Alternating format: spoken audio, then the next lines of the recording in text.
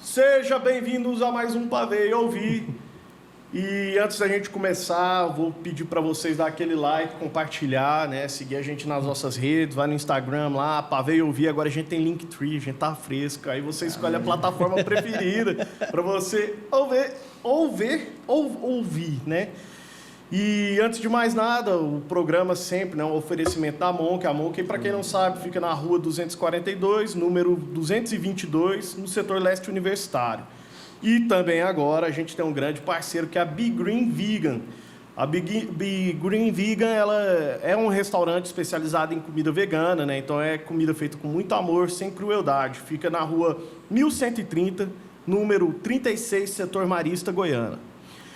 E seguinte, o nosso convidado de hoje, ele é atleta paralímpico, Amém. Ele é nutricionista e focado em emagrecimento e nutrição esportiva. Isso. Leandro Batista. E ao meu lado está meu querido Júlio César Silva.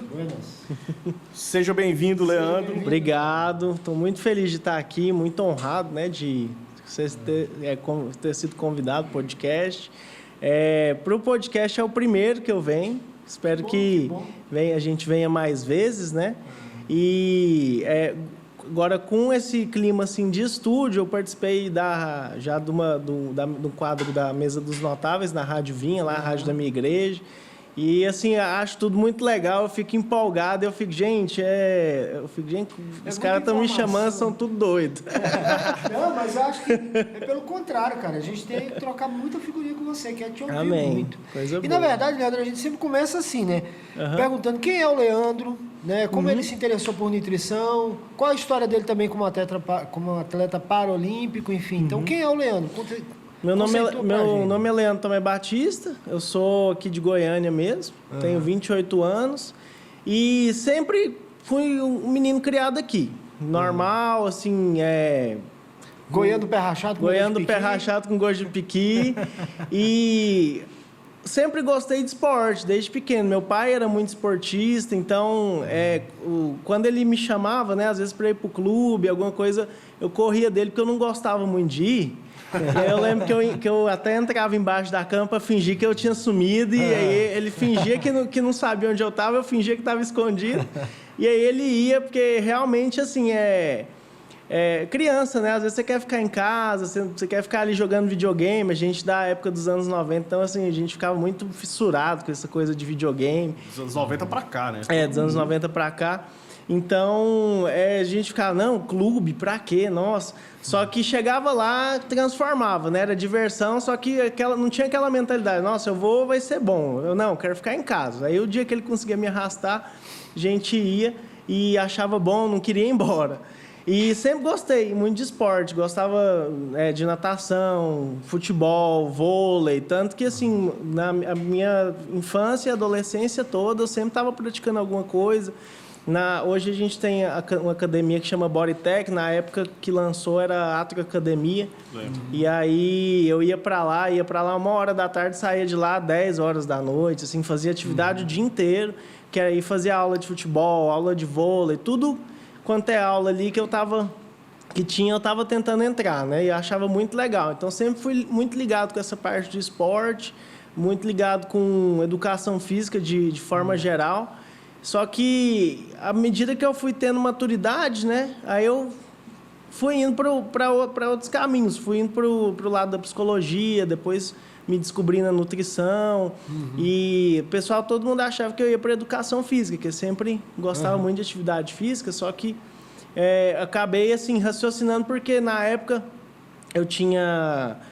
que eu decidi a nutrição, eu já estava competindo como atleta paralímpico e eu tinha um técnico. Aí eu falei, não, educação física, eu vou ser um personal, vou cuidar de treino. Só que eu tenho um técnico. Esse técnico cuida dessas coisas para mim. Então, eu não tenho uma necessidade agora, né, de fazer. Então, o atleta veio antes do nutricionista? Veio antes do nutricionista. E aí eu pensei e falei assim, né, então eu não tenho essas necessidades agora, mas cuidar da minha alimentação não tem ninguém, então eu vou tentar, né?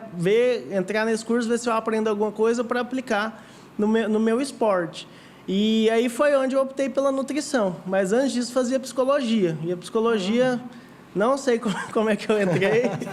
Eu acho que foi pressão, assim, aquela pressão de aluno do ensino médio. Você tem que fazer alguma coisa. Tem que fazer alguma coisa, quem nunca? E aí, influência de família também? Tem algum psicólogo? Não, na família que eu me lembro agora não tem nenhum psicólogo. Mas o nutricionista ele não deixa de ser um psicólogo também, né, cara? Também. Assim, de certa forma, porque você lida com a saúde corporal da pessoa, mas aí já inclui uma pergunta nesse caso aí também, Leandro. É o seguinte, você lida com a saúde corporal das pessoas, mas grande parte dos distúrbios alimentares tem origem psicológica, tem origem... Tem, a gente tem que trabalhar muito essa questão da mente, inclusive é uma área que casa muito com a nutrição, a psicologia, e eu acho que, na verdade, assim, foi tudo um plano divino que uma peça foi encaixando. Então, assim, minha vivência ali na psicologia, eu abri minha mente quando eu entrei na psicologia, que eu saí ali daquele ambiente de ensino médio, tudo muito fechado, né? Sempre em escola particular, sempre as mesmas amizades, tudo. Então, assim, a gente tinha uma visão muito fechada para todas as coisas. E, assim, basicamente, a gente gosta daquilo que a gente é condicionado desde os nossos pais. E aí, na psicologia, na faculdade, que aí eu me vi ali praticamente um semi-adulto, né?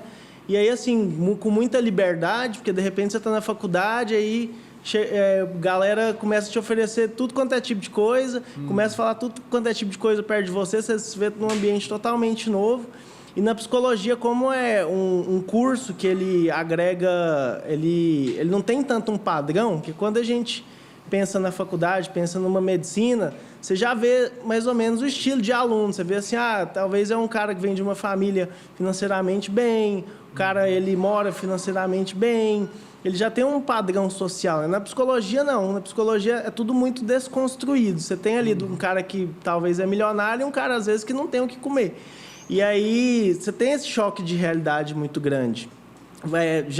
Naquela época, eu lembro que já estava começando a ficar bem forte essa questão da identidade de gênero, questão do público LGBT. Então, para mim, que saí de uma escola católica... E aí fui para o Dinâmico, que é uma escola de ensino médio que tem mais ou menos esse padrão, é quase maratonar para você estudar, né? É uma maratona de estudo. Isso, e aí cheguei ali na faculdade, me deparei assim com todas essas coisas, eu falei, uau, onde que eu tô, né?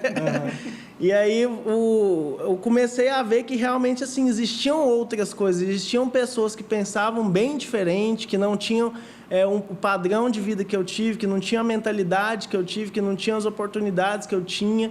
E aí eu falei, uau, vou ter que lidar com tudo isso, né? Como que eu vou lidar com tudo isso?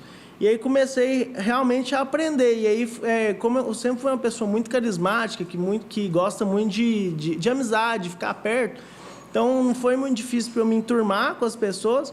E aí eu fui vendo, assim, diferentes pessoas de tudo quanto é jeito, que tinham identidade de gênero diferente, tinham gostos sexuais diferentes. Realidades sociais diferentes. Realidades sociais diferentes também. Então, fui aprendendo a conviver com todas essas pessoas e realmente isso foi, eu acho que, quebrando muitos preconceitos, né? Preconceitos que eu falo no sentido de ser um conceito antes definido mesmo, que a gente acha que não no sentido... Era desconhecido também, né? Muitas coisas eram desconhecidas para você, né? Porque quando a gente fala preconceito, às vezes a pessoa já remete para o pejorativo, mas não. Exato, é nesse conceito prévio, né? Que a gente acha que e aí depois confirma ou não. Então, fui aprendendo a lidar e eu acho que isso abriu muito a minha cabeça. Então, é um curso que eu entrei por acaso. Eu lembro que no terceiro ano, assim, com aquela pressão, o que você vai fazer? Vai fazer... Eu fui pensando e minha família toda é na parte de engenharia, praticamente. A família parte de mãe. Então, tem um lado muito forte. Minha irmã fez engenharia, minha outra irmã fez arquitetura. Mas que teve o boom aqui em 2005, 2007, assim, da construção civil. Exatamente. E aí, meu pai era arquiteto, e aí todo mundo já achava que eu ia seguir também, porque eu aprendi a desenhar desde cedo, e aí, às vezes, mexia com algumas coisas dele lá. E aí o povo até brincava falando que eu era uma versão mini dele. E aí, só que eu nunca quis essa área, né? Eu nunca me identifiquei. E aí, na época, meu pai morreu muito cedo. E aí eu fui crescendo, né? E aí chegou nessa época da faculdade, eu lembro que eu estava fazendo acompanhamento psicológico, até para aprender a lidar direitinho com essa questão da morte, meu pai poder falar, né, disso abertamente, expressar esses sentimentos. E aí eu parei para pensar, falei, o que eu gosto de fazer? Eu falei, nada. Nessa hora eu nem lembrei da educação física, nem de nada.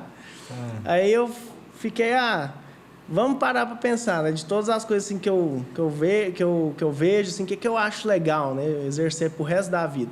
Aí eu lembro que eu lembrei desse acompanhamento psicológico.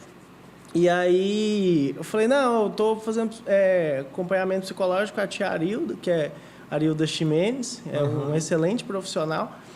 E aí eu falei, nossa, gosto muito do trabalho dela e eu acho que a profissão dela é muito legal. Que assim, eu não tinha muita noção do que era, né? Ser um psicólogo. Falei, a profissão dela é basicamente conversar. Então eu gosto muito de conversar, vai dar certo. Eu quero ganhar dinheiro conversando com as pessoas. Vai dar certo.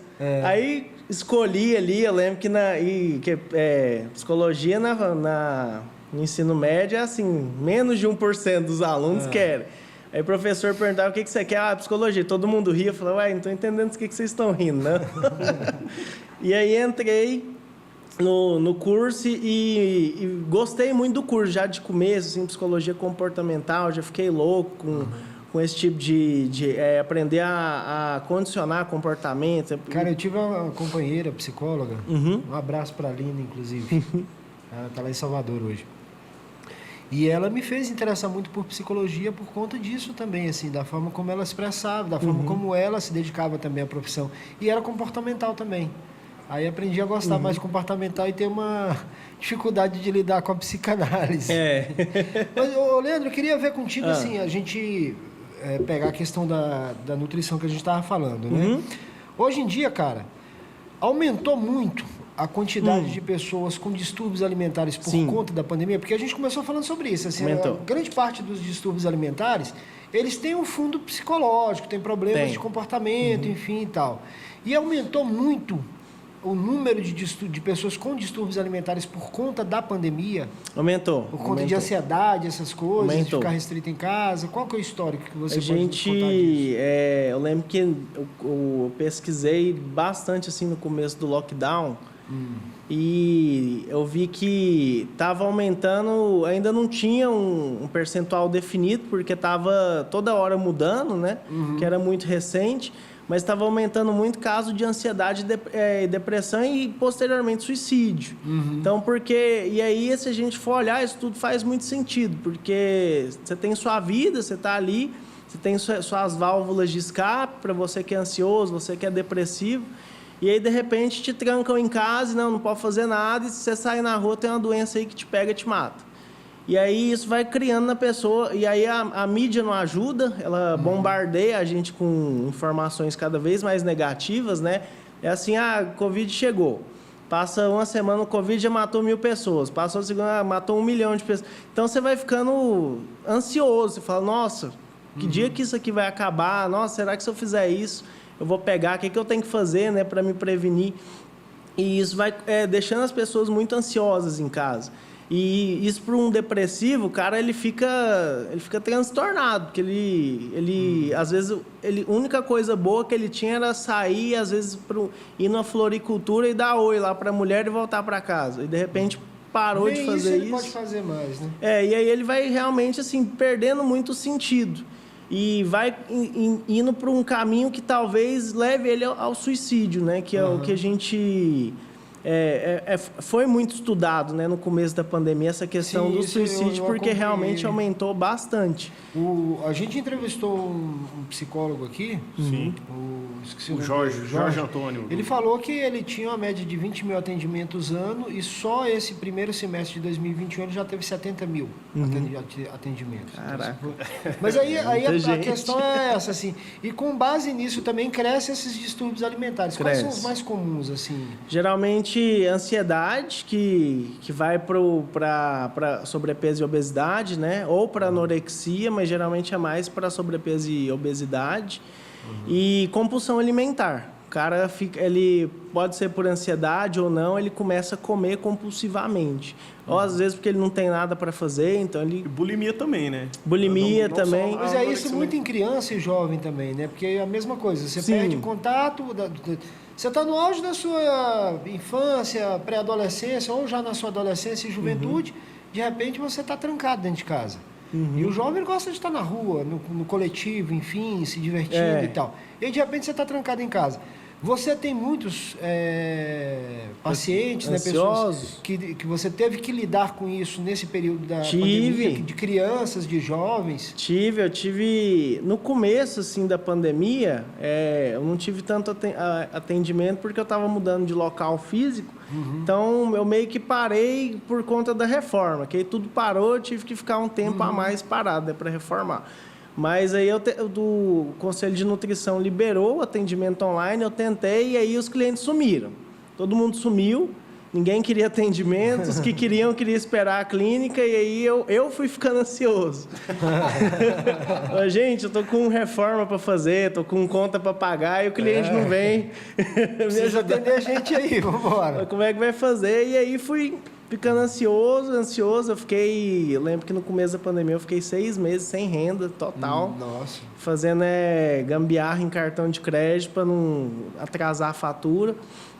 E aí voltei a atender. E aí aos poucos o pessoal foi indo, comecei a fazer ações lá no consultório para chamar o cliente de novo, né? Dei algumas consultas, o pessoal ir lá conhecer o meu novo espaço. E aí foi voltando. E aí uma das coisas que eu fui percebendo é que assim, o pessoal estava aumentando muito o peso.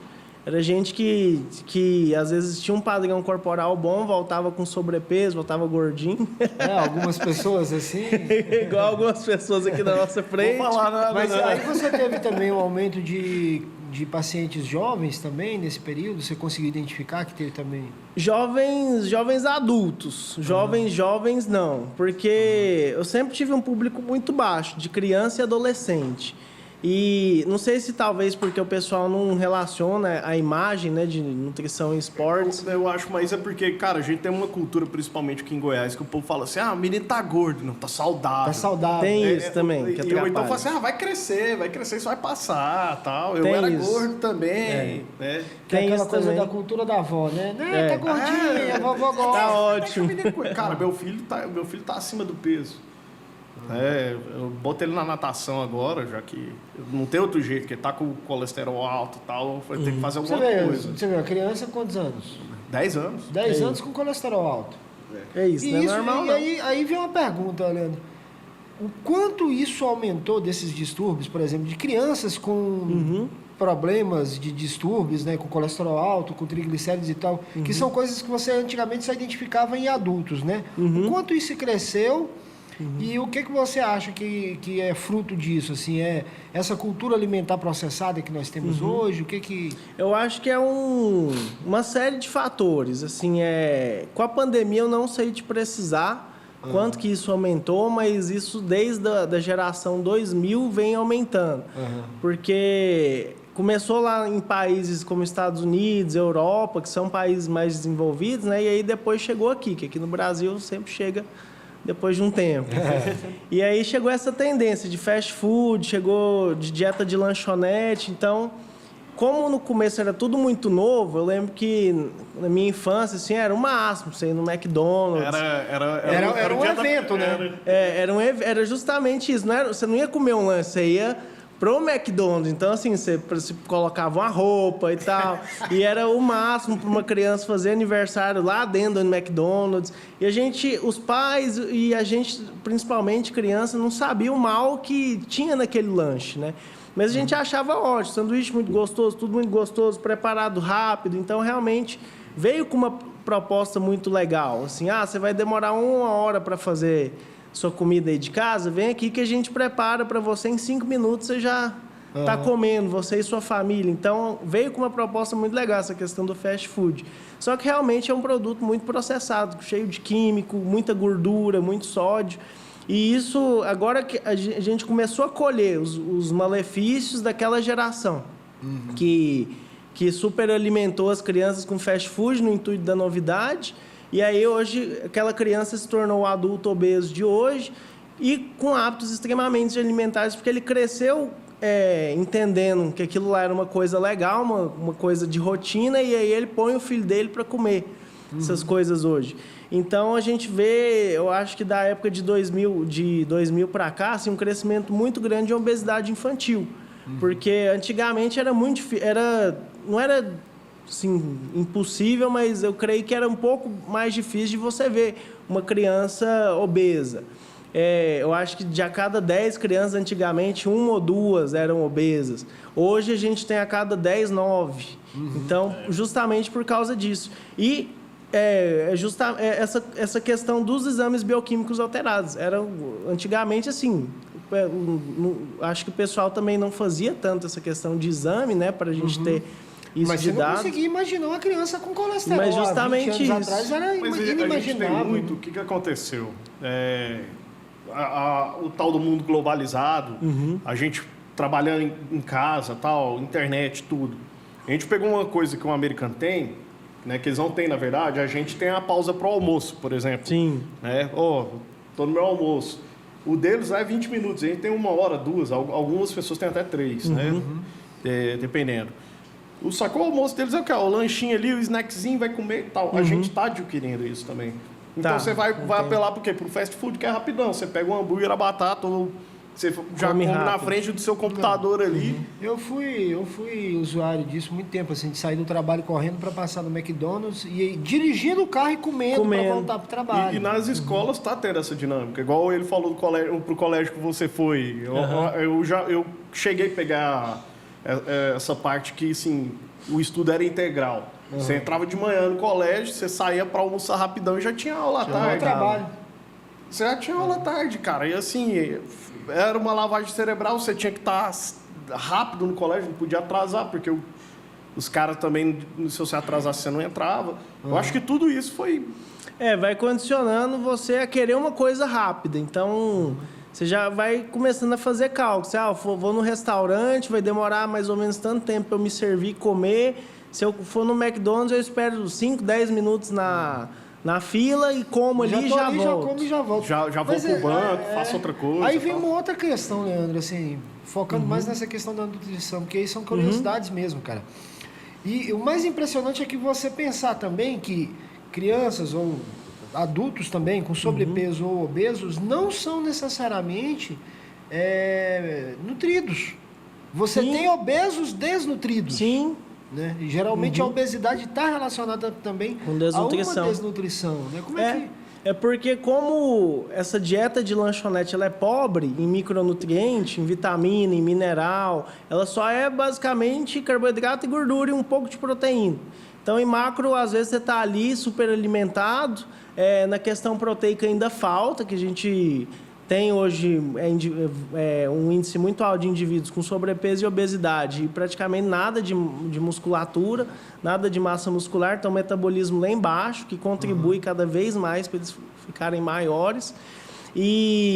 Só que você não tem vitamina e mineral nenhum, então você vai lá, você dosa a vitamina D do cara, tá baixíssima, o cara tá cheio de problema, doença de pele, doenças autoimunes sendo desenvolvidas, o cara tá ali com uma resistência à insulina, um monte de coisa. Os exames cada vez ficando mais alterados por conta disso, porque ele, apesar dele ter uma alimentação rápida e tá ficando super nutrido em questão de caloria, ele não tá tendo nutriente. E aí o corpo dele tá entrando em colapso, porque para o pessoal entender, assim, gordura não é sinônimo de saúde, né? Sim. Assim, não estou falando nem do obeso, eu estou falando até do gordinho. Não, o cara tá só gordinho. Não é sinônimo de saúde. Não é sinônimo de saúde, porque a gente tem muitas pessoas que estão nesse estado de sobrepeso e obesidade com o exame bioquímico todo alterado. E aí, se fosse sinônimo de saúde, você fala, não, como, né? Que ia estar alterado. Mas está alterado para mais, porque se a gente for pensar em sobrepeso e obesidade, que é tudo muito exagerado, Então você pensa, então tá, se o cara come mais, então eu vou ver ali o colesterol dele tá altíssimo, todas as vitaminas estão altíssimas, a ferritina tá alta, tá tudo alto nele. Na verdade, não, você pega ali, às vezes você vê vários exames com deficiência, acusando deficiência, ou então em nível em terço inferior do exame. A gente vê que a produção hormonal tá baixa, tá tudo baixo. E aí você fica assim, como? Que é justamente isso, porque o alimento ele é basicamente uma gordura com carboidrato ali, um pouquinho de proteína. E aí é muito sódio, alguns levam açúcar na composição também. E aí é só isso. Aí vitamina, mineral, o cara tá faltando. Não tem nada. E ele, até às vezes, o que coloca ali de verdura, de folha, parece que é industrializado, né? Parece que é um negócio que não veio ali do chão, não veio do que a gente colhe. A gente vê, na internet a gente vê cada coisa. E aí, teve um dia Você vê assim, até as saladas, cara, de algumas redes de lanchonetes, você olha pra ela e fala assim, cara, eu não consigo comprar um alface igual esse, um tomate igual esse.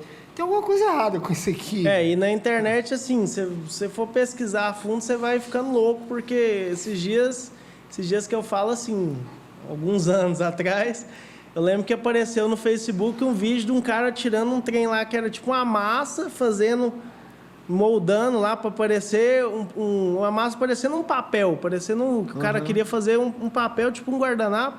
E aí ele coloca ali no líquido, o negócio de repente pega uma forma de um alface, que ele vai ficando mais rígido, né? E ele pega, tira, vai lá, joga numa máquina e sai o alfacezinho assim, meio esverdeado. E aí eu vi isso, eu falei, gente, isso aqui não deve ser real não é possível. Não, mas tem algumas... Você pensar que, porra, cereja não é cereja, né? Cereja é feita de chuchu, né? Chuchu, casca de mamão. Eu ia te perguntar, que agora tá na moda a tal da dieta cetogênica. Existe muito pouco estudo sobre os efeitos dela no pós, né? Mas ela é baseada, como é que é?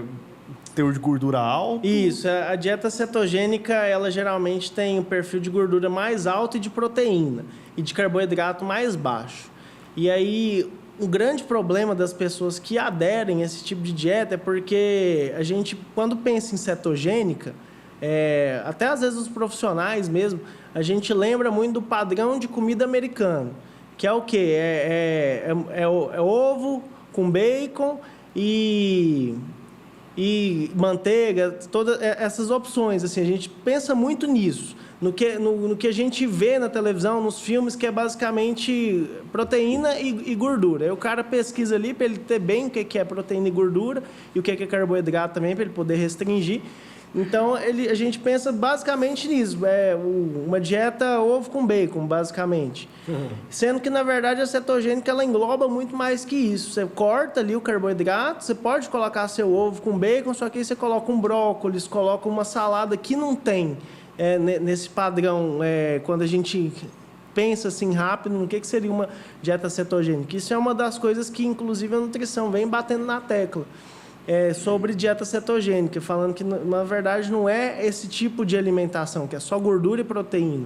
Pode ter vai ter gordura, vai ter proteína, mas vai ter folhas, vai ter legumes, então vai ter alguma coisa ali para equilibrar. Você vai ter um teor de fibra adequado, alimentos que trazem vitaminas e minerais. Você não vai só cortar o carboidrato e aumentar a gordura, comer gordura igual um louco, proteína igual um louco, porque senão a gente vê justamente indivíduos com lipidograma alterado, tendo problema de saúde por conta desse padrão de vida, né? Que hoje é muito difícil as pessoas fazerem estratégia, elas adotam tudo padrão de vida.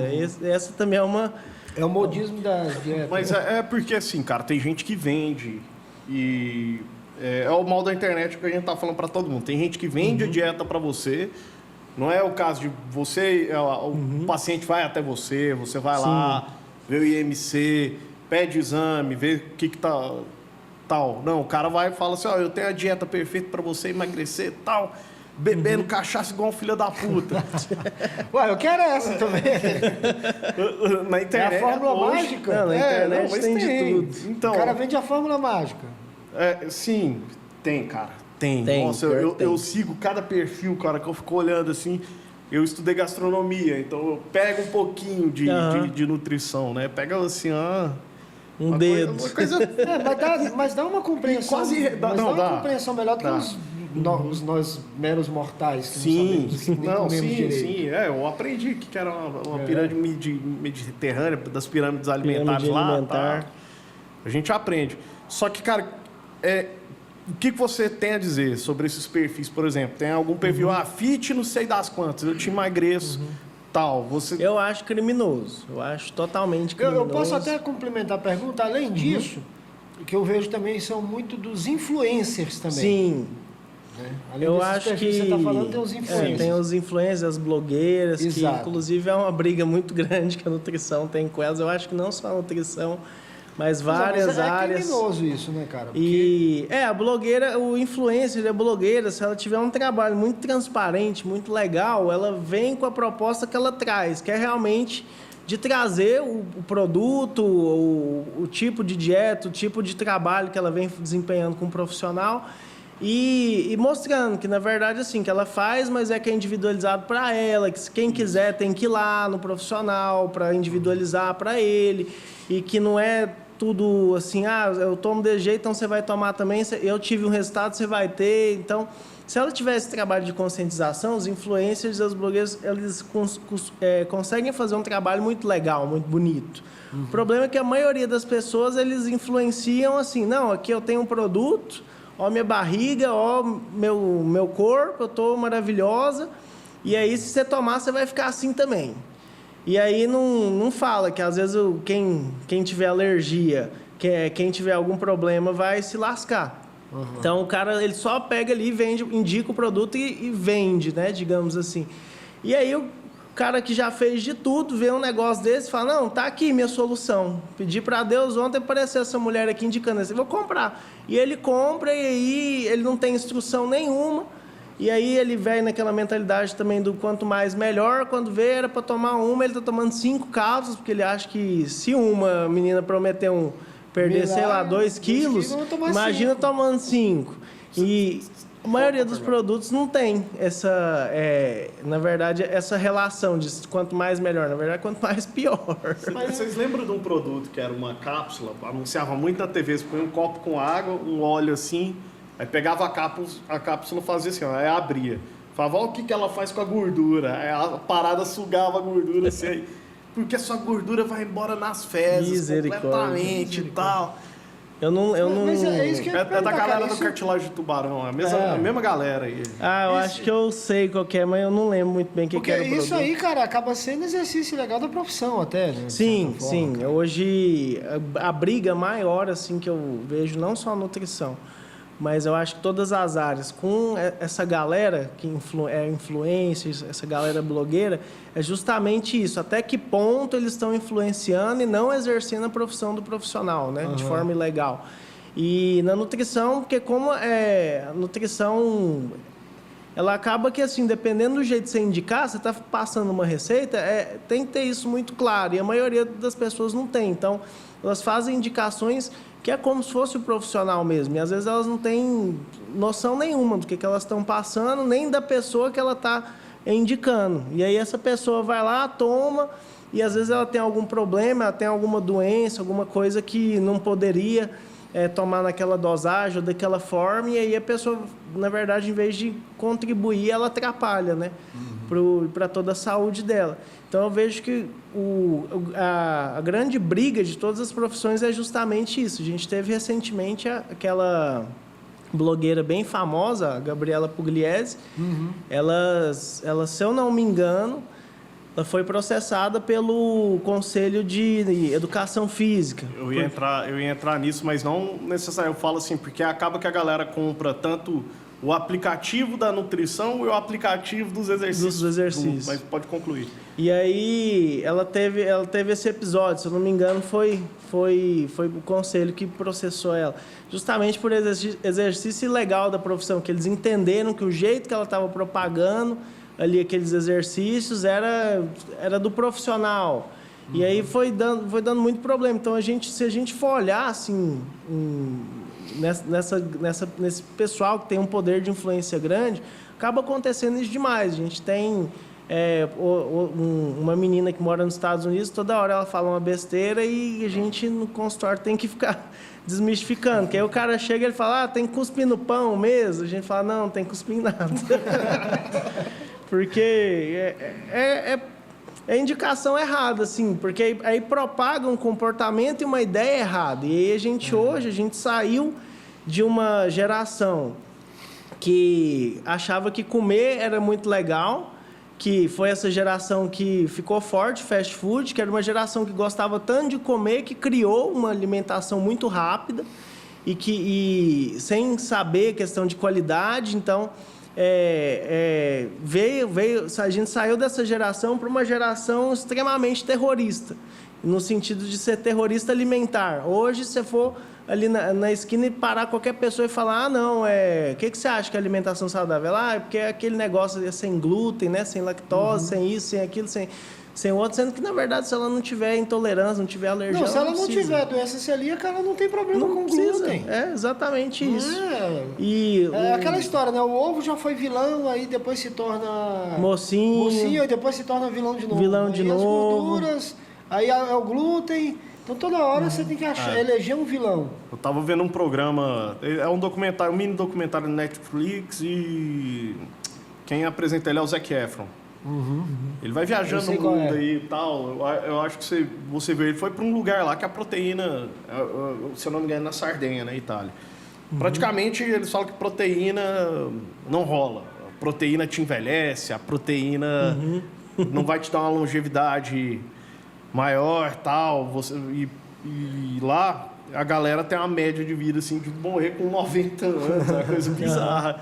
E eles atribuem a isso. Entendi. Só que a galera também lá caminha muito, né? Assim, porque é uma galera trabalho pastoreio, na cidade? Exato. Qual é a cultura deles? O que eles fazem da vida? Quais são os outros alimentos que eles têm? E eu acho perigoso, assim... É tipo você pegar aquela cultura de que, você... Lá na Itália se aprende isso, aqui você tem que tomar uma taça de vinho todos os dias que vai te fazer bem. Peraí, né, cara, também. Não necessariamente. Hoje, mudando um pouco de assunto, mais para você mesmo, assim. Hoje você está atendendo quantos pacientes? Eu tenho hoje uma média assim, de pacientes semanais de em torno de 10 a 15 pacientes semanais. Aí, como... porque é um pouco difícil eu quantificar essa questão de média por semana, porque a forma como eu trabalho é um pouco diferente dos demais profissionais, porque geralmente o pessoal, até com clínica própria, eles determinam alguns dias de atendimento, algumas janelas, algumas coisas, eles restringem um pouco a questão do atendimento. Como eu atendo de segunda a sábado, se deixar o dia inteiro, então às vezes fica muito picado. Às vezes eu vou ter um paciente no dia, às vezes no outro dia eu estou a agenda das 8 às 7 da noite lotado. Então varia muito. Ou então a gente faz remanejo para atender tudo de uma vez, depois eu tenho um tempo maior para montar plano de todo mundo. Então, acaba que essa média semanal, mensal, fica um pouco afetada por conta disso, do horário de atendimento e da disponibilidade de atendimento também, né? Que eu acredito que a minha, em relação à média dos profissionais, seja um pouco maior, graças a Deus. Tem essa possibilidade, porque... Nossa, tem seguidor pra caramba, velho. Também. mas não só por causa da rede social, mas porque eu sou um cara que não tem preguiça, assim, de trabalhar. Se a gente estiver conversando, você fala, eu quero consultar com você, mas eu só posso domingo, meio-dia, que é um horário que eu não atendo. Eu falo, então vamos. E aí, por quê? Porque eu tenho essa disponibilidade para ir. E o consultório hoje que eu atendo, ele é meu. Então, eu tenho como ir lá abrir e tudo. E aí, às vezes, o profissional, ele... Às vezes, até tem essa disponibilidade. Ele queria atender, mas a clínica não é dele, então ele não pode ir lá abrir. Aí, como é que ele vai ligar pro dono? Não, precisa atender um paciente. Até ele conseguir isso, o cara já desistiu. Ou então, marcou outro dia, né? Então, hoje eu tenho essa facilidade muito de atendimento. E graças a Deus, assim... tem mês que eu acho que eu começo a ficar um pouco ansioso, desesperado, que eu falo, não está muito legal. Esse mês eu precisava que fosse um pouco melhor. E aí chega no final, surpreende. E o mês passado foi desse jeito. Eu fiquei ali até dia 19, 20 mais ou menos, com bem pouco paciente, janelas para eu poder estudar, para eu poder montar, assim, altíssimas, que eu até comecei a ficar preocupado. Falei, não, eu tô só realmente assim, estudando e dieta já montei, tô só aqui por conta, né? Não quero ficar assim, não, quero trabalhar. E aí eu ficava, gente, mas não tem, os clientes não estão procurando o que tem que fazer e tal. E aí eu fui descansando. Falei, não, vai vir, Deus vai mandar os clientes. E aí realmente, assim, começou ali já no dia 22, 23, o pessoal começou a vir de lote. E aí salvou o mês. Então, graças a Deus, eu tenho eu tenho tido esses momentos, né? Hoje, desde que eu voltei a atender, eu acho que eu não tive um mês realmente que eu falei assim, não, foi horrível e não tive praticamente nada de cliente. Graças a Deus voltou. Que antes que eu achava que eu atendia bem, lá no espaço antigo, lá na 1138, desde que eu mudei, realmente, só no começo, assim, depois que... Fala o nome da clínica, da Sim, loja. que eu Nós atendi. vamos colocar o endereço também, viu, galera? Vai ter o endereço para vocês, que eu atendia lá na 1138, onde hoje é a Candy Lab, um estabelecimento que eles abriram lá no imóvel. Eu atendi lá por muito tempo. Esse Candy Lab é o que? É de doces? É? Não, eu acho que é de narguile, se eu não me engano. Aí eles devem ter brincado com o nome, com aquela música do 50 Cent, não sei como é que é, não. Sei que colocou lá, mas não tem nada a ver com doce. É porque eu fiquei pensando, sair uma clínica de nutrição e entrar uma loja de balas, por exemplo, seria uma loja meio de irônico, doce, né? É meio irônico. Aí a gente precisou sair lá do imóvel, que o aluguel era muito caro, o dono queria vender, a gente já não estava com condições de comprar mais o imóvel, na época que a gente queria comprar, ele não queria vender. Aí a gente achou o imóvel ali na Galeria Caribe, na 1124, com a Alameda Ricardo Paranhos, e a gente foi para lá. Aí ficou o Empório Mais Saúde ainda, que é a loja da minha mãe embaixo. E eu fiquei na sobreloja, eu adaptei lá para poder criar meu consultório. E aí só nesse começo mesmo, assim, depois que reformou o grosso, e aí eu tinha já a mobília dentro do consultório, não tinha a parte ali da recepção, que eu fiz uma mini recepção lá. E aí eu falei, não, já dá para atender, então vou atender. Aí só nesse começo, assim, de realmente, assim, ir 1, 2 clientes, aí começar a ter movimento ali para mim, que foi a parte mais difícil, depois que deslanchou, até hoje nunca mais parou, graças a Deus. Você tem uns pacientes famosos, né? Tem, graças a Deus. Marcação da galera boa, cara. Graças a Deus, pessoal. Tem umas marcações aí de pessoas que podem... Eu não menciono o nome de ninguém, não, cara. Do jeito que eu sou azarado, eu tô no processo. Mas tem muita gente famosa. Mas que bom, porque assim, é interessante isso, cara. O famoso, quando ele se preocupa com a dieta dele, de certa forma, ele está dando exemplo também, né? Ele está dando exemplo para os seguidores dele, enfim, para os fãs, enfim. Mas eu queria falar de uma outra coisa também, Leandro. É o seguinte, cara. Aproveitar o tempo que a gente tem, que é a questão que a gente vive no Brasil é o seguinte: ao mesmo tempo em que você tem muitos distúrbios alimentares, ao mesmo tempo que a população do Brasil, de uma forma geral, ou está com sobrepeso ou está obesa, né? A grande maioria. Em que pese que você tem tudo isso, o Brasil é aquela história, né? Sempre um país de grandes contrastes. A gente tem também o grave problema da insegurança alimentar. E que aumentou sensivelmente nos 2 últimos anos. A gente voltou ao mapa da pobreza. Sim. A gente voltou ao mapa da fome no Brasil, né? E como se diz assim, é complicado você imaginar que nós somos um dos maiores produtores de alimentos do mundo. Sim. Então, assim, a Casa de Ferreira Espeto de Pau. Exatamente. Né? Você vê, por exemplo, que tem muitas associações, tem muitos grupos que trabalham, por exemplo, arrecadando xepa de feira para poder distribuir para famílias carentes e tal. E que o índice de perda também de alimentos no Brasil é muito grande também, né? Muito alto, né? Desperdício de alimentos. Então, assim, cara, como é que fica isso, assim, essa questão da insegurança alimentar para uma geração que já não tem acesso correto ou devido à educação, já não tem acesso correto ou devido à saúde, e para piorar, não tem acesso à alimentação também, né? Você está criando de um lado uma geração obesa e por outro lado uma geração faminta. Para onde é que a gente vai com isso, cara? Eu acredito que boa coisa não sai, porque a gente tem no lado mais carente, né, da população realmente o mapa da fome, né? A gente voltou para o mapa da fome, justamente que a desigualdade cresceu de forma absurda no nosso país e eu não fico muito ligado nessa questão dos programas do governo, mas eu creio que por falta de incentivo, né? Mas às vezes não, talvez só por culpa do governo, também por culpa de assim, como há muito tempo o nosso governo ele nunca foi aquela coisa que era ideal. Então, pelo que eu vejo, assim, do pouco que eu estudo da história do Brasil em questão política, eu vejo que há muito tempo assim, a gente teve comportamentos inadequados no nosso governo e que, na verdade, estava só virando basicamente um balão. Estava enchendo um balão e aí, basicamente, estourou agora. E aí, como estourou, o governo não conseguiu segurar muitos dos programas, dos trabalhos que eles vinham fazendo. E aí contribuiu, né, para esse aumento da desigualdade. E aí, do outro lado, a gente tem realmente essa população de classe média para alta que está muito mal alimentada e aí ficando sobrepeso e com muito sobrepeso e obesidade. Então, a gente tem esses dois extremos hoje no Brasil muito forte e que está criando um índice de patologia muito grande. Porque aí o pobre ele fica mal alimentado.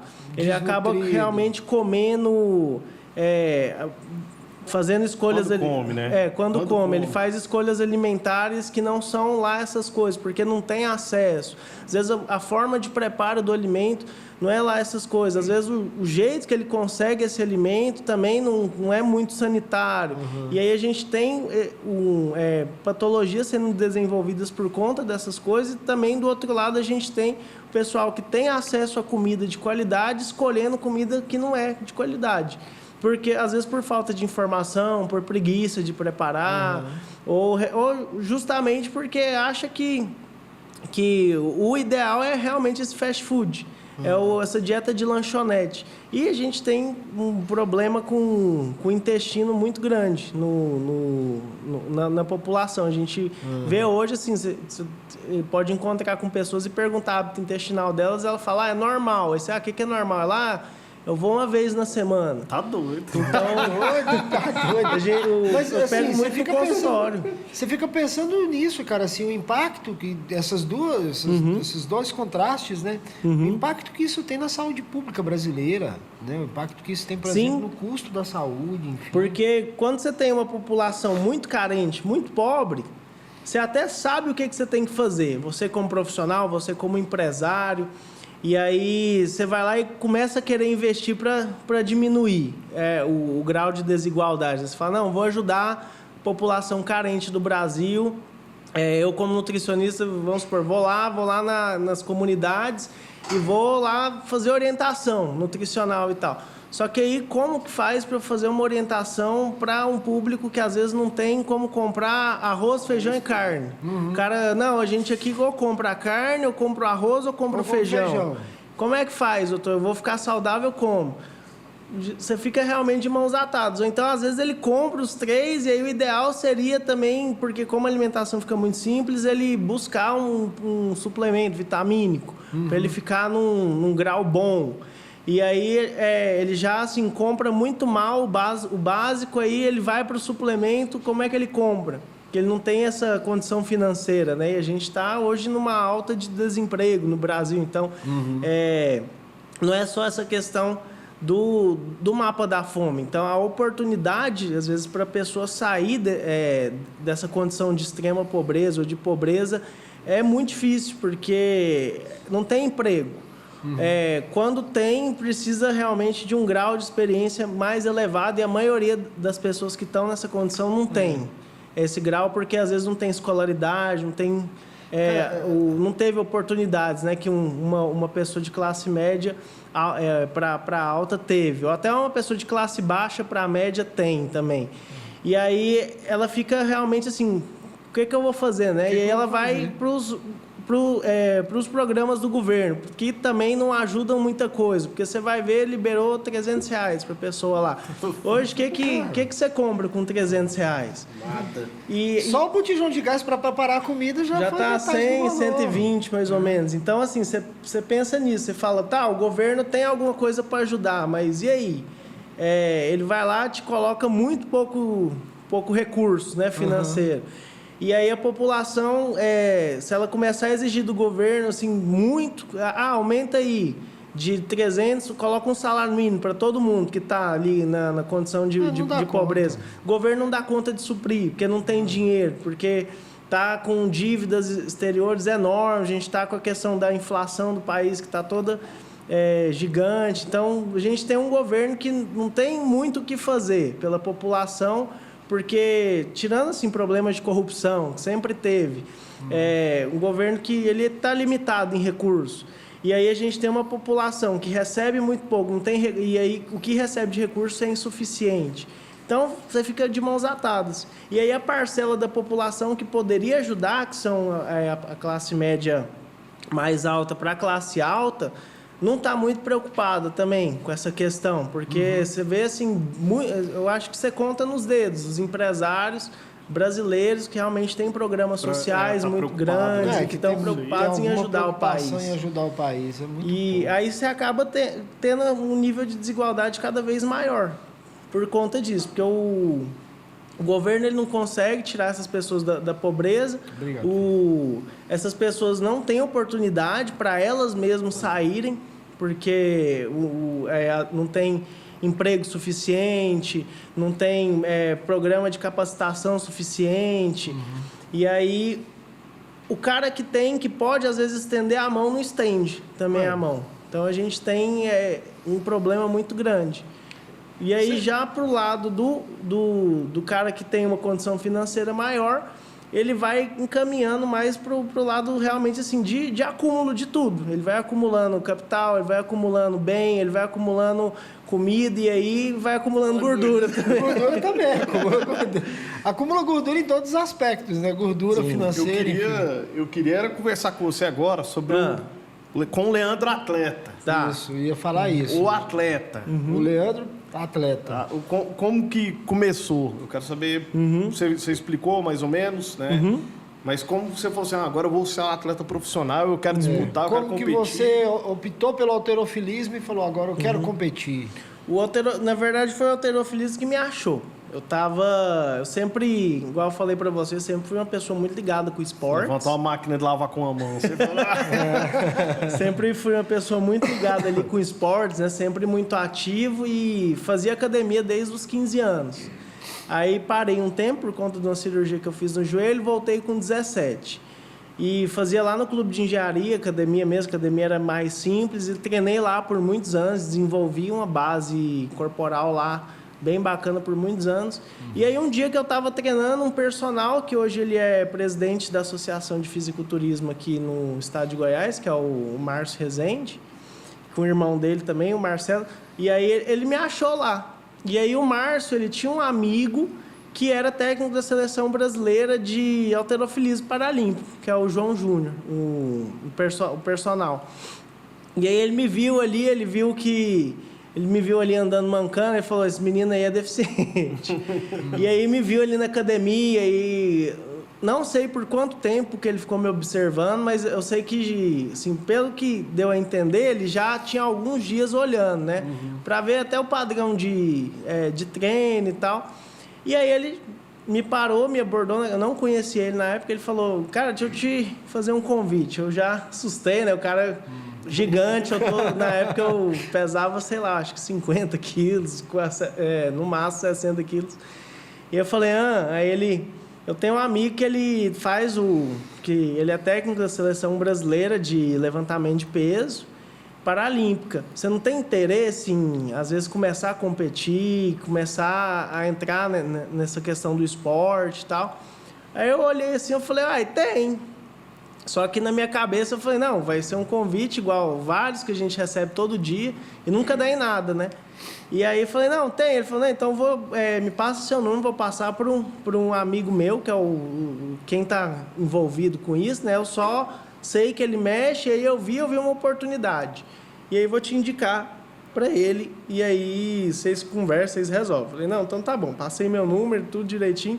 E aí nada do cara me mandar mensagem, passou acho que 2 semanas, eu já tinha aceitado, que era um convite que talvez, assim, falou, O cara brincou com o meu sonho, cara. Falei, não, Não é depois, nada, né? depois assim, aquele convite que você tá aqui, você mexe com um negócio, falou, tem um cara bom para te indicar. Você, tá, pega a nota e você esquece. E aí fica por isso mesmo. E aí depois, aí eu lembro que o João mandou mensagem. Ele falou, e aí, Leandro, tudo bem? O Márcio passou seu número e tal. E aí, você treina onde? Como é que é? Você treina há quanto tempo? Eu tô querendo fazer um teste com você, um teste de força, pra gente ver se realmente, ver sua condição física, pra gente ver se dá pra você competir também, porque não é toda deficiência que realmente dá pra competir. E ver, né, se você tem interesse e tal. Eu fui lá, falei, não, treino no clube de Jari e tal, bora. E aí marquei com ele, ele foi lá no clube e nisso eu avisei o pessoal lá da minha família, tudo direitinho, porque lá em casa tinha um preconceito muito grande com essa questão de musculação, suplementação, tudo, né? Tanto que... Nossa, hoje vocês têm loja de suplemento. Hoje tem loja de suplemento. E antes, assim, minha mãe achava que BCA era um veneno, uma bomba. Eu lembro que eu comprava os suplementos escondido dela. Caramba, velho. Escondia lá no guarda-roupa, porque ficava morrendo de medo dela achar. E um dia ela achou o bendito do BCA que eu comprei. E aí eu cheguei um dia em casa, eu acho que de uma festa de amigo e tal, cheguei e vi o BCA em cima da mesa. Eu falei, nossa, agora lascou.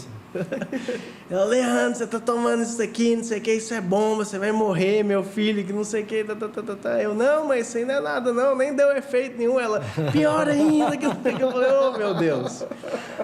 E aí, quando o Márcio me parou, né, eu falei, o personal lá me parou, falou um negócio de esporte e tal, nem prestei atenção direito, mas passei meu número, acho que pode ter, né, alguma coisa. E minha mãe falou, não, tá. Também eu acho que ela não botou muito fé. E ele falou, não, tá bom, quando você aparecer, você me fala.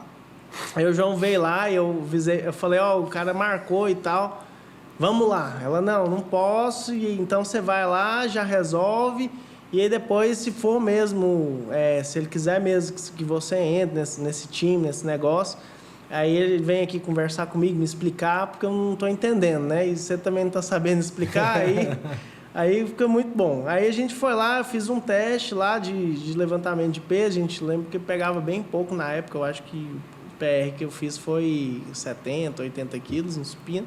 Isso é pouco? Ele tá falando que é pouco. Pô. Era bem pouquinho.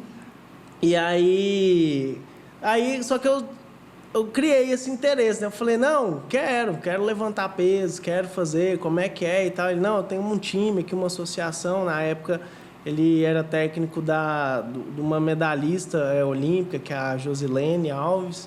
Uhum. E aí ele foi me apresentando, né, para tudo. Aí falou, então assim, para você competir, você tem que ir lá na associação de deficiente, filiar, porque aí você vai... filiar a associação para você poder entrar no Comitê Paralímpico. Foi me explicando todo o passo a passo. Aí, como eu já era adolescente, né, assim, não estava entendendo nada, tinha 17 anos na época. Uhum. E também, assim, não tinha carro, naquela época não existia Uber, era táxi. Então, era um pouco difícil essa questão do deslocamento. Aí falei para ele, então assim, eu tenho interesse, mas você tem que falar com minha mãe, você tem que conversar com ela, você tem que convencer ela. Se ela tiver interesse, eu tenho. Se ela não tiver, infelizmente, eu não vou poder participar. E aí ele foi lá, conversou, explicou, e aí ela abriu o coração e falou, não, vamos. E aí a gente fez tudo direitinho. E aí inscrevi tudo, fui lá, conheci a associação, comecei a treinar com o pessoal. E aí, na época, o pessoal treinava com algumas coisas bem improvisadas, um peso que não era oficial, nem nada. Era assim, treinando do que dava, porque realmente ser atleta aqui no Brasil é muito difícil porque não tem tanto recurso. Hoje, em comparação àquela época, 10 anos atrás, tem bem mais recurso. A gente aqui em Goiás tinha uma academia ali na UFG, não sei se está ativa ainda, com todo o equipamentação assim, própria para ganhar e treinar atletas, para jogar no meio paralímpico. Naquela época não tinha. Então, assim, ia treinando conforme dava. O pessoal também tinha um poder aquisitivo um pouco baixo, então não tinha muito o que fazer, dependia muito da associação. A associação não liberava muito recurso, então eles treinavam assim do jeito que dava. E aí eu treinava na academia do clube, assim, que não era a melhor, a superstar academia de Goiânia, mas era uma academia bem estruturada, tinha peso em abundância, tinha ali vários equipamentos. Aí minha mãe também viu toda aquela situação, ela sensibilizou e a gente conseguiu levar a equipe lá para o clube, para treinar lá. E a gente ficou muito tempo treinando. A gente colocava um banco ali na quadra, porque tinha uma quadra lá no Clube de Engenharia, não sei se ainda tem lá, que ela tinha 2 andares de quadra. Era uma quadra que dava para jogar futebol e basquete, e em cima era meio que uma quadra de vôlei. E aí a gente colocou um banco lá e fazia o treino específico lá nessa quadra. A gente tinha alguns pesos e fazia a complementação na academia do clube. E aí isso o João ele já nem quis esperar. Eu já filiei, já comecei a ficar ali dentro mais envolvido, né, com o esporte mais apto a competir. Ele falou, não, então vai ter competição em junho e tal. Já vamos embora agora. Era tipo assim, ele me conheceu acho que em março, maio, mais ou menos, e em junho ele, não, já vamos, vai competir. Vamos embora. E aí ele falou, ó, é a última competição regional, ele me explicou a estrutura, ele falou, porque aí todo ano você competindo, são 3 regionais, você precisa pegar o índice classificatório em 2, pra você competir no brasileiro no final do ano. Ele falou, essa aqui é a última, você não vai participar de brasileiro nenhum, mas já é para você iniciar a competição, clima, você vê direitinho. E eu falei, então bora. E a gente foi lá em São Paulo, aí passei por toda a parte de perícia técnica para ver questão da deficiência, para ver se não era alguma coisa degenerativa ou se dava realmente para eu competir, porque tem um grau de extensão do braço, tem um grau de encurtamento, quando tem encurtamento no braço. E aí passei tudo isso e fui competir. E aí aquele ambiente lá de competição, eu não sabia o que eu esperava. Aí eu lembro direitinho que assim, eu nunca tive contato, né, com esse meio esportivo mais profissional. E aí, eu lembro, na primeira competição, o cara, ele me passou o horário certinho da pesagem, que ia pesar, aí tinha um intervalo, eu acho que de 1 ou 2 horas que ia competir. Então, você já tinha que manter o peso a todo momento ali. Na época, eu era bem magro, então estava tranquilo em relação a não precisava preocupar muito com o peso. Que eu nem tirar a cueca igual alguns fazem. Só precisava, na verdade, era comer para eu ganhar mais peso e ficar mais forte, poder competir melhor com o pessoal. E aí, no que eu cheguei ali, aí minha mãe sempre comigo, me acompanhando. E aí a gente chegou, foi num ginásio lá de São Paulo, eu acho que no ginásio do Ibirapuera, não lembro muito bem se foi. E aí, assim, tinha a estrutura de competição e atrás era a pesagem. Atrás tinha uma lona, né, um negócio tampando, e atrás a galera ia lá para preparar, e tinha um lado lá que era a pesagem. Aí eu cheguei lá na pesagem, eu vi aquele monte de deficiente, um monte de pitimbado, tudo de cueca, porque a pesagem era tudo de cueca. Aí eu via nego sem braço, sem pernas. Assim. Eu olhei assim, eu assustei, porque eu nunca... Porque assim, eu sempre... minha deficiência, ela vem desde a infância, só que eu nunca tive contato com esse meio, né, paralímpico, esse meio... com outras pessoas condicionadas também, né? Então, assim, a gente... Era, às vezes, assim, na minha infância mesmo, eu tive que andar com um cadeirante só, então... Para mim, era só aquilo lá, que era deficiência como a minha. Às vezes você tinha uma restrição para andar, ou então, às vezes, você era cadeirante e tal. Eu sabia que tinha gente que, às vezes, não tinha algum membro, alguma coisa, mas nunca realmente tinha visto várias pessoas acúmulo, assim, no mesmo lugar. Aí, quando eu vi, eu fiquei assustado. Minha mãe até brincou. Ela, depois, assim, comentou comigo. Ela falou, nossa, eu também, que ela não tinha, né, esse contato. Ela falou, nossa, quando eu vi aquele tanto de gente lá, eu achei que eu estava... num negócio do exército, assim, pós-guerra. Que aquela galera... Reencontro dos veteranos, né? Aquela galera que foi atingida e tal, porque realmente, assim... E como é que foi a sua primeira participação, assim, você já competiu, já ganhou algum... Fui, aí eu competi, e aí a gente pesou direitinho, e aí eu nem tinha macaquinho, nem nada, aí a Josi, ela me deu um macaquinho dela. Ela falou que o João não explicou que tinha que comprar macaquinho e tal, eu só fui assim com a cara e com a coragem. Ele falou que precisava de uma camisa branca, só eu fui com a camisa branca. E aí cheguei lá, tinha algumas coisas que era o traje adequado que tinha lá. Mas ele não falou justamente que ele já tinha esquematizado, assim, porque como a Josi já era uma atleta veterana e ela já tinha participações na seleção, então assim, ela tinha 10 macaquinhos, só que era feminino, só que para primeiro momento quebrava o galho, né? Até realmente eu ver um para mim, ou então ganhar e tal. E como ele era técnico da seleção também, sobrava uniforme, ele conversava lá, ele conseguia retirar alguma coisa. Então ele já estava meio que esquematizado. E aí eu cheguei lá, ela me deu um macaquinho, eu pus e tal. E fui lá aquecer, a gente aqueceu e aí eu fui na competição e aí que eu vi que realmente a galera era bem forte. Eu lembro que eu fiquei, eu acho que em 9º lugar, primeira categoria. Qual foi o peso que você... Eu acho que foi 80 quilos a primeira vez que eu levantei. Leve. Acho que foi. Primeira competição eu comecei por 80 quilos. E quais foram as competições mais importantes que você participou e sua melhor colocação, assim? Aí, depois disso, a gente começou um processo. Aí, eu era da categoria de 62,5 quilos. E aí a gente começou nesse processo como na época não existia categoria júnior, porque os atletas eram todos mais velhos, eu entrei e eu meio que iniciei a categoria júnior, porque aí o João começou a pegar no pé do pessoal, falando, não, então tá, ele não ganhou, mas e aí, tem premiação para júnior, porque ele é menor de tantos anos, ele tem 17 anos, então existe lá fora essa categoria. Então vamos começar, e começou a implantar aqui no Brasil. Então, assim, essa parte júnior, desde o começo, eu sempre fui... pioneiro. Pegando pódio, fui pegando ranking, fui pegando recorde, porque não tinha. Aí qualquer coisa que eu fizesse, Você estava criando, né? Já estava entrando. Você estava criando as regras de uma categoria nova, né? E aí foi estabilizando, só que aí o foco, na verdade, era a sênior, porque... Como, assim, eu estava criando a categoria júnior ainda, então não tinha nem questão de bolsa atleta, nem nada, então a gente focava mesmo, era na categoria normal.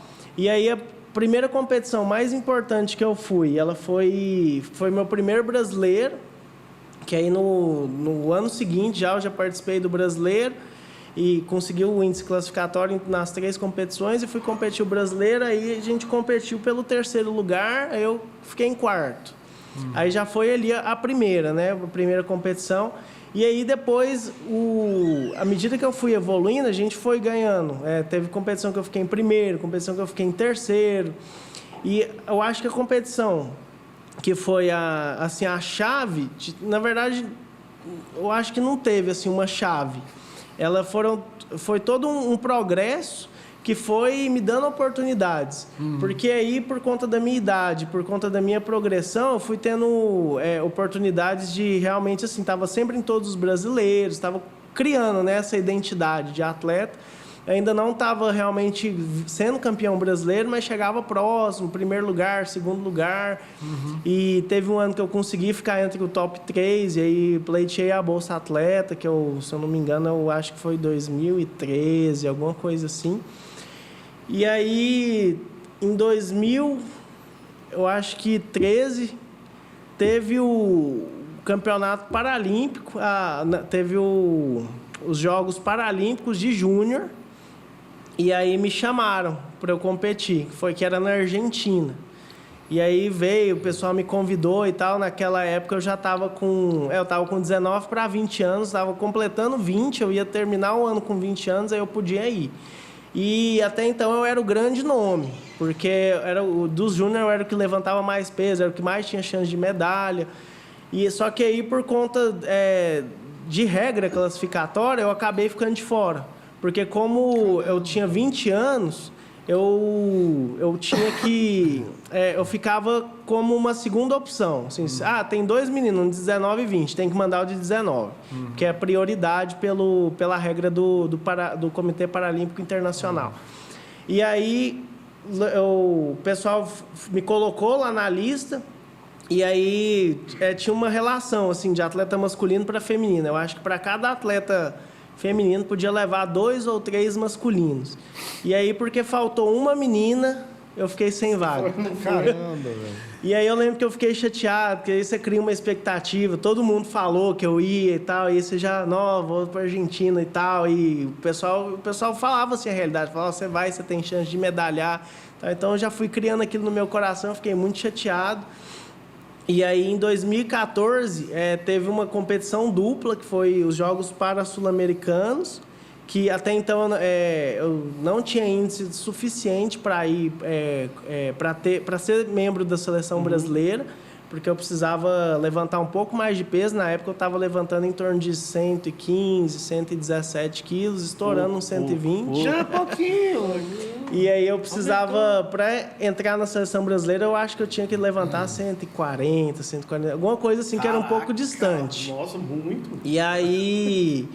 O que aconteceu? Como coincidiu os Jogos Sul-Americanos com o Campeonato Mundial, e o Brasil tinha que participar dos dois, aí eles não podiam queimar a ficha com o atleta, porque desgasta muito uma competição, ainda mais internacional que viaja.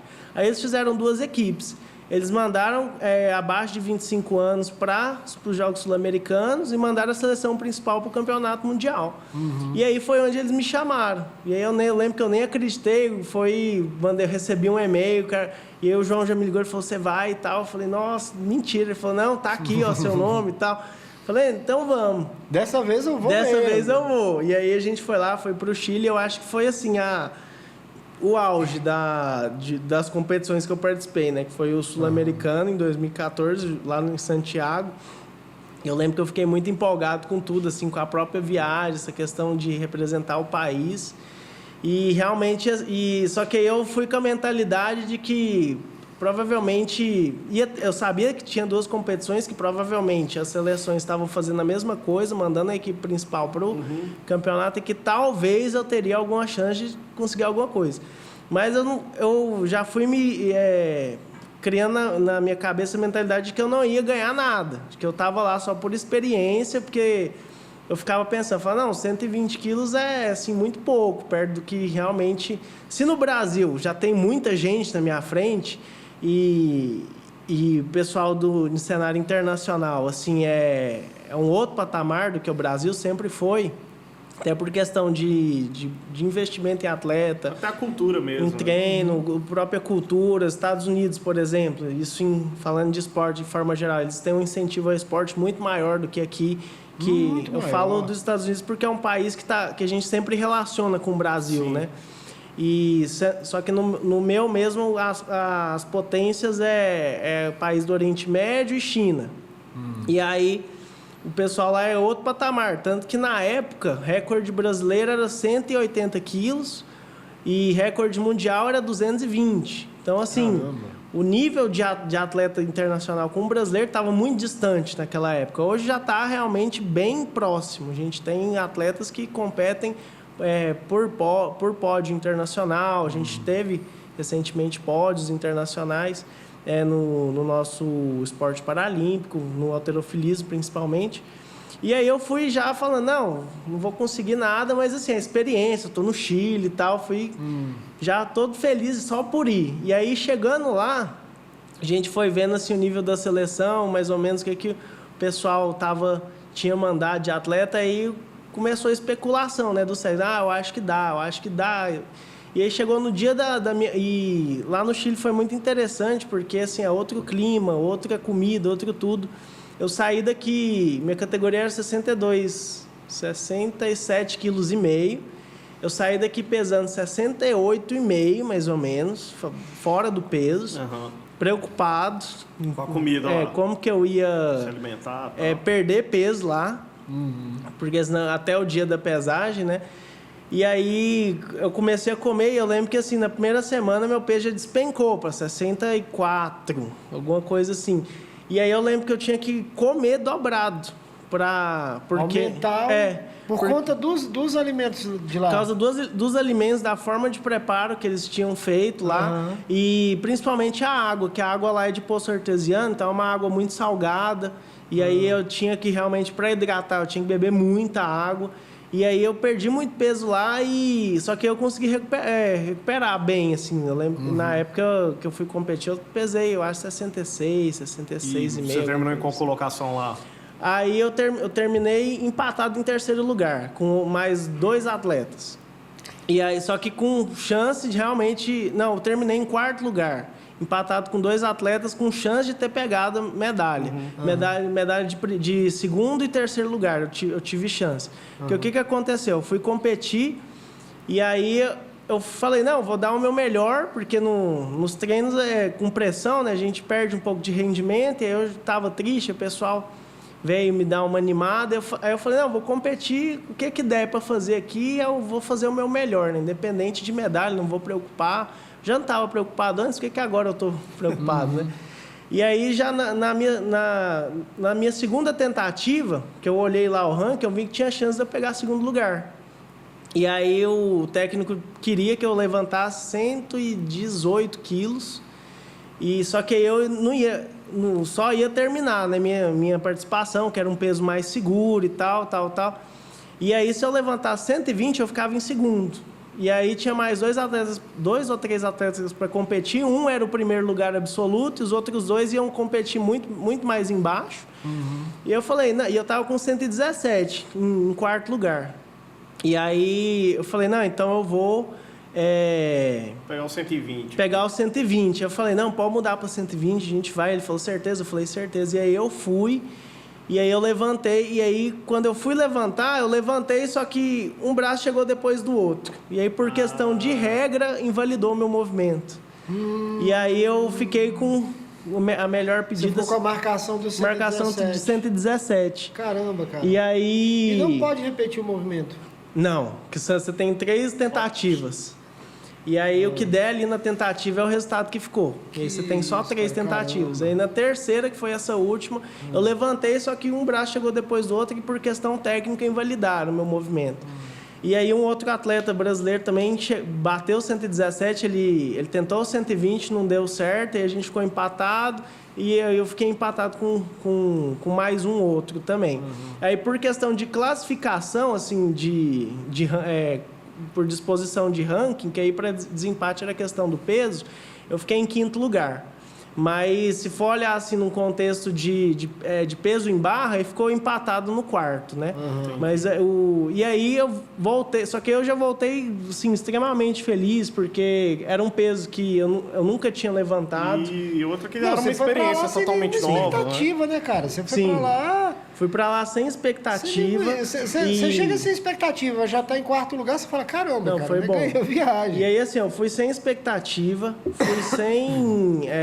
o peso que eu levantei, os 120 quilos, era peso que em treino não saía. E aí, no dia lá, eu falei, não, vai sair, pronto, e saiu, só que saiu meio tortinho, mas saiu. Então eu voltei feliz e aí aproveitei a questão da viagem e encarei tudo como uma grande experiência, né? E aí então tinha um futuro muito promissor. A gente estava realmente treinando para ir para os Jogos Paralímpicos, agora em Tóquio. Teve antes o de Londres, só que não tinha possibilidade de eu fazer o índice classificatório por conta da diferença, né, de rendimento meu com dos outros atletas, que eu estava ainda começando. E aí a gente já visando Tóquio. E aí eu fui evoluindo bastante. Aí, nesse meio tempo, pipocou a questão do esporte e questão de treinamento. Eu tive um problema com a equipe aqui de Goiás, e aí eu saí, fui treinar sozinho. E aí comecei a treinar com um personal, que inclusive treina aqui perto, que é o Léo Braga. E foi onde assim, eu tive uma transformação no meu shape, no meu corpo. E realmente eu desenvolvi bastante massa muscular, desenvolvi bastante minha força, só que em questão de competição, a gente classificou para o brasileiro, mas no brasileiro a gente não teve um resultado muito bom. E aí eu não continuei o trabalho com ele e fui pro pessoal do CrossFit. Eu fiquei lá treinando com o Matheus Barros 2 anos. E o primeiro ano foi muito bom, o segundo ano ficou mais ou menos. E aí... Só que estava numa progressiva muito boa. Eu estava levantando já 140, 145 quilos, tentando levantar 150, isso em treino, para em competição levantar 130, 137 seguro. E aí eu estava mais ou menos nesse parâmetro com uma expectativa muito boa. Só que como foi pipocando essa questão do treino, e aí de repente a parceria minha com o Matheus já não foi mais dando tão certo, por questão financeira, disponibilidade... E aí eu migrei, fui lá para Manaus. Então, assim, todo esse negócio de pular de uma academia para outra, técnico para técnico, me fazia perder muito tempo, porque aí eu tinha que recomeçar o trabalho. Né? E a preparação e também a questão psicológica. E aí foi chegando num ponto que realmente eu terminei ali com o pessoal a gente terminou um ano muito bem ali com a Manaus. Segundo ano também foi mais ou menos, ali com o Humberto Filho. E no terceiro ano, por questão financeira, eu não pude continuar o treinamento com ele. E aí eu tive uma lesão também no meu cotovelo esquerdo. Eu fui correr atrás do meu cachorro, tropecei no ar e desloquei o cotovelo. E eu perdi muito tempo com recuperação, só que ele estava voltando. Só que como eu não tinha técnico, aí eu fazia um técnico improvisado, que era da associação aqui de Goiânia, que era o Ramon. Só que como a gente não tinha esse treinamento contínuo, tudo, né? Então chegava lá na competição, era sempre uma incógnita, o que ia ser.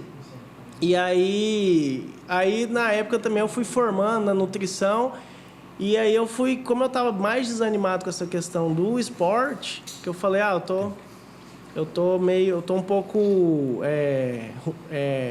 não tô tão encaminhado igual eu estava mais no esporte, e minha profissão está começando agora, eu vou focar na minha profissão. Aí eu foquei na profissão e acabou que o esporte foi ficando um pouco de lado. E aí eu estava com planejamento de voltar e veio também pandemia, tudo. Aí hoje ganhei 25 quilos com a pandemia de presente. E colocou numa categoria mais... Mas nada que nutricionista não resolve. Não resolve. Nada que um bom nutricionista como você mesmo não resolva. Né? A pandemia... O maior problema que me trouxe, além do peso, foi essa questão, assim, como teve lockdown, então, e aí você fica muito tempo ali sedentário, você perde essa constância, esse hábito, né, de treinar. Isso. E aí, por causa disso, eu fiquei um quadro meio que um sedentário ativo, assim, não era totalmente sedentário, mas não era ativo.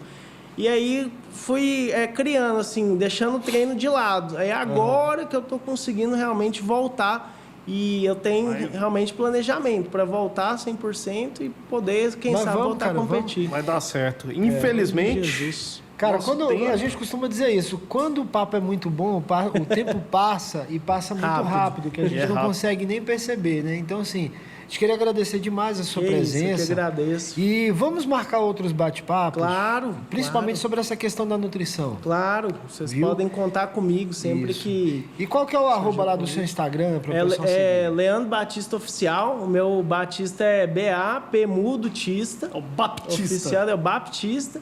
E lá vocês vão conhecer um pouco da minha trajetória de atleta, que tem lá nos posts mais antigos. É toda a questão de treino, toda essa transição minha desde o começo.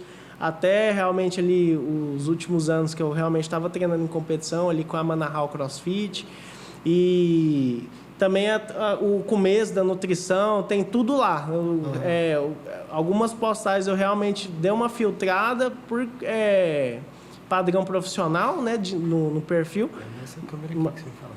Mas eu preocupei muito com essa questão de deixar toda a minha história lá. Então, assim, você vai ter lá a minha primeira competição, você vai ver lá o primeiro pódio que eu tive, tudo. E vai ter também a indicação do nutricionista também. Sim. Vai ter os atendimentos que você faz. Tem todo o histórico, como que eu entrei na nutrição, você vai ver lá que...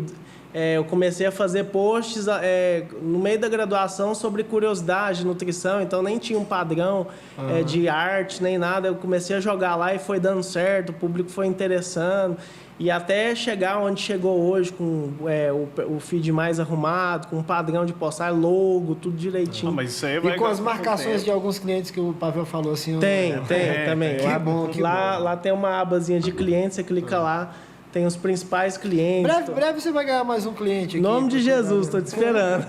Fácil. Leandro, muito obrigado. Obrigado tá? você, Lucas. Vamos marcar mais vezes. Inclusive, Claro. a gente quer marcar novos quadros também. A gente conversa assim off. Isso. Galera, vamos lembrar de seguir, compartilhar, ativar o sininho, tá? E agora a gente tem Linktree no Instagram lá, ó, pra ver e ouvir, tá? Curte a gente lá. Obrigado. Valeu, gente. Obrigadão. Valeu, Leandro. Obrigado por tudo. É Fiquem isso, bem.